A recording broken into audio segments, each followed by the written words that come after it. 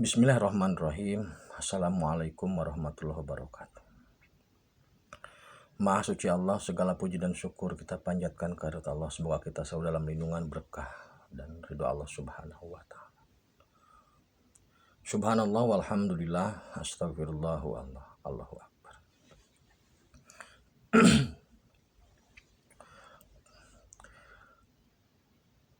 Kembali saya dari tim Raja Wali Nusantara. Kali ini akan mengangkat terkait dengan Ratu Langit Selatan. Kerajaan Ratu Langit Selatan ini baru ada. Maksudnya belum lama, beberapa tahun yang lalu. Jadi begini, saudaraku. Kerusakan dan kebejatan yang dilakukan oleh Ratu Pantai Selatan atau Kanjeng Ratu Kidul itu sangat luar biasa, ganasnya luar biasa. Eksekutornya itu biasanya buto ijo itu sadisnya luar biasa, tidak ada ampun. Makanya jangan bangga kalau punya ilmu-ilmu yang dari selatan. Jadi jangan menghamba ke selatan lah. Kalau kalau punya, jadi seolah-olah kalau berafiliasi dengan selatan itu sebuah kebanggaan. Bodoh itu sebenarnya, bodoh. Bangga ketika bisa mengambil Ratu Selatan untuk mediator dan sebagainya. Bodoh itu, orang bodoh itu. Orang berteman, bermitra dengan siluman bejat kok masih bangga gitu loh. Aneh. Nah, ketika terjadi penaklukan SP dengan kepada Ratu Pantai Selatan, kemudian Ratu Pantai Selatan dipindah ke sono, dipindah ke sini, nggak ada tempat yang pas. Akhirnya Ratu Pantai Selatan itu atau Kanjeng Ratu Kidul itu memohon kepada Allah agar ditempatkan di tempat semula dengan jabatan yang sama. Akhirnya Allah mengabulkan. Sudah di situ nggak apa-apa. Jagain itu harta yang sudah ada, tapi kalau dibutuhkan harus dikeluarkan tanpa syarat begitu. Akhirnya setuju. Tetapi Allah tidak begitu saja percaya dengan sikap perbuatan atau Ratu Pantai Selatan. Akhirnya apa? Akhirnya Allah menurunkan Ratu Langit Selatan. Ratu Langit Selatan ini merupakan ruh murni. Jadi Ratu Langit Selatan ini posisinya, kerajaan atau istananya itu ada persis di atas Ratu Laut Selatan. Saya sudah bahas muncul di video tentang munculnya kerajaan Ratu Langit Selatan. Udah lama itu videonya. Jadi istana Ratu Langit Selatan itu posisinya ada di awan. Kalau Ratu Pantai Selatan di atas air, kalau Ratu Langit Selatan di atas awan. Di awan lah gitu. Kalau istana Ratu Pantai Selatan warnanya emas, kemilau emas. Kalau Ratu bajunya hijau. Kalau Ratu Langit Selatan istananya itu seperti stainless gitu. Jadi mengkilat begitulah. Kalau perak kan mendem ya warnanya ya. Tapi kalau stainless kan ya seperti keperak-perakan kali ya, stainless lah kayak gitu warnanya itu. Dan baju-baju kebesarannya itu putih, lebih warna putih. Kemudian pasukannya, kalau pasukan Ratu Pantai Selatan itu buto ijo, yang kayak gitu-gitulah. Kalau pasukan dari Ratu Langit Selatan itu memang bidadari, banyakan perempuan bidadari, dan pasukan intinya naga langit. Jadi naga langit ini nanti yang akan menjadi eksekutor terhadap, jadi Ratu Langit Selatan ini kerja atau tugasnya adalah mensupervisi sikap dan perilaku serta perbuatan dari Ratu Pantai Selatan. Kasarnya beginilah, seandainya Ratu Pantai Selatan ini macam-macam neko-neko, nanti yang ngurusin Ratu Langit Selatan gitu loh. Itu melalui naga-naganya itu. Naga-naga ini bukan naga-naga alam atau bukan naga-naga yang selama ini muncul atau timbul dari siluman atau jin. Ini naga ciptaan yang baru. Naga ini fungsinya untuk mendampingi Ratu Langit Selatan untuk sebagai pasukannya dalam mensupervisi Ratu Pantai Selatan. Karena kekuasaan Ratu Pantai Selatan itu melingkupi seluruh dunia. Sekarang saudaraku bayangkan di Eropa atau di Amerika atau di beberapa negara Asia, sikap perempuan itu seperti apa? perilaku perempuan itu seperti apa, nilai perempuan, moral perempuan di negara-negara Eropa, di beberapa negara Asia atau di Amerika. Kawin itu sudah seperti binatang, walaupun tidak semua tapi mayoritas seperti itu. Itulah pengaruh dari Ratu Pantai Selatan. Makanya untuk mensupervisi itu Ratu Langit Selatan dibekali dengan menaga-naga itu. Kemudian siapa sebenarnya Ratu Langit Selatan? Jadi begini, SP atau Raja Wali Allah itu pada tahun, saya tidak sebutkan tahunnya aja ya. Jadi pada saat awal kewalian, Ratu Langit Selatan ini merupakan istri sah, maksudnya istri biasa, lah, istri seperti hanya suami istri biasa. Namanya Zuliati. Zuliati ini merupakan sosok tahfidz Quran yang jebolan dari satu pondok pesantren di daerah Wonosobo.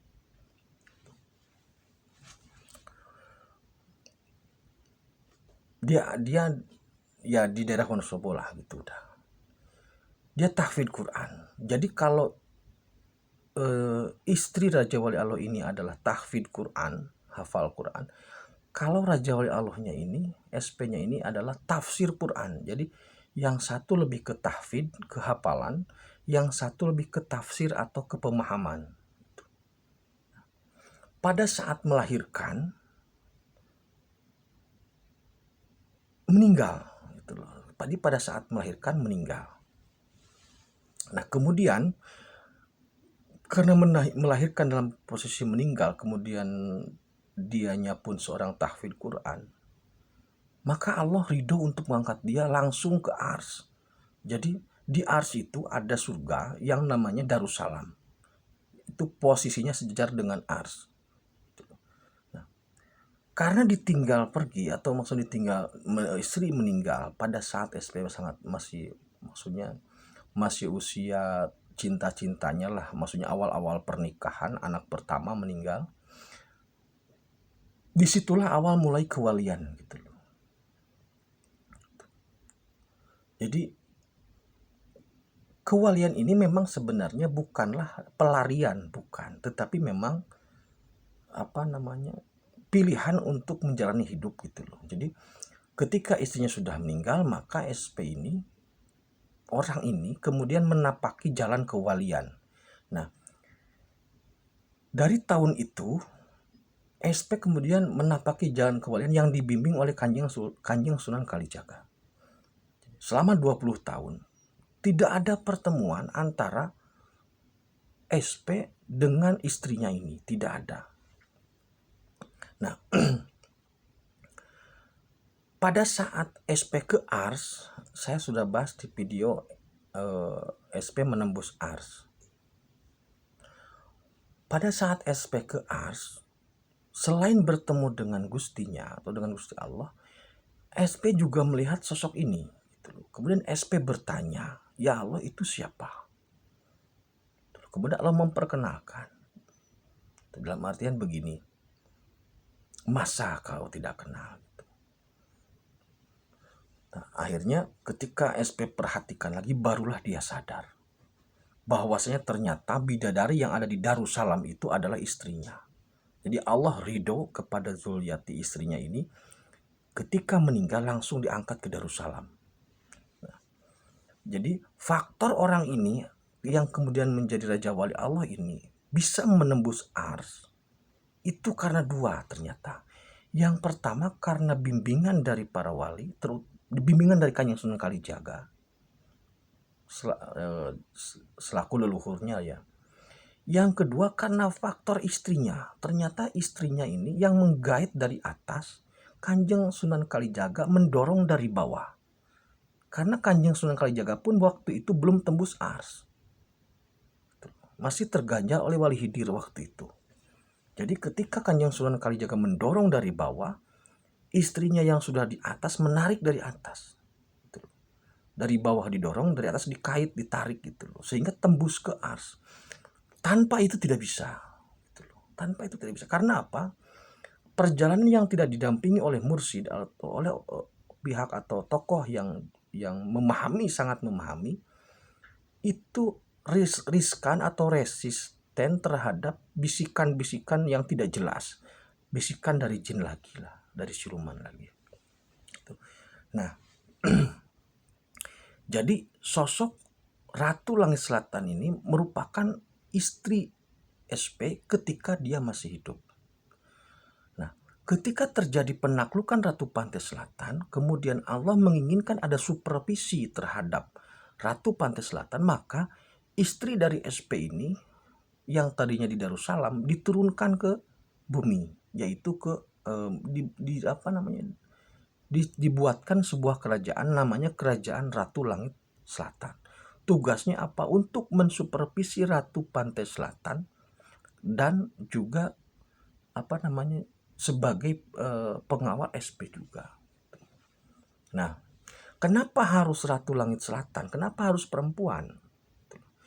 Karena yang disupervisi ini perempuan, maka yang mensupervisi pun harus perempuan. Kalau laki-laki mengawasi perempuan sulit, kalah, jebol. Tapi kalau perempuan mengawasi perempuan, insya Allah lebih bisa, lebih mungkin. Karena godaan perempuan itu luar biasa. Makanya yang mensupervisi Kanjeng Ratu Kidul itu adalah Ratu Langit Selatan, istrinya SP sewaktu masih hidup.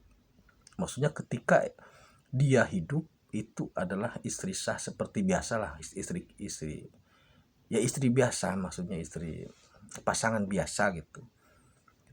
Jadi kalau ada yang bertanya siapa pasangan spirit SP, yaitu Ratu Langit Selatan. Jadi di dunia waktu masih hidup sebagai istri, kemudian sekarang juga sebagai pasangan. Jadi SP berpasangan dengan Ratu Langit Selatan, sekaligus tugas dari Ratu Langit Selatan mensupervisi Ratu Pantai Selatan untuk menahan, melokalisir, menghilangkan kebejatan Ratu Pantai Selatan. Itu ya terkait dengan Ratu Langit Selatan. Di video saya tentang munculnya kerajaan Ratu Langit Selatan sudah saya bahas, tetapi waktu itu masih ditutupi namanya karena memang belum boleh untuk dimunculkan. Demikian terkait dengan 3 ratu yang menguasai dunia. Ratu Pantai Selatan dengan kebejatannya, kemudian Dewi Lanjar yang kembali menjadi orang yang baik, menjadi sosok yang baik, dan Ratu Langit Selatan sebagai supervisi untuk urusan perempuan. Kalau di negara berarti namanya dia menteri urusan peranan wanita gitu, untuk mengurusi wanita-wanita yang ini. Sehingga ke depan insya Allah perempuan-perempuan yang ada di bumi ini akan kembali menjadi baik.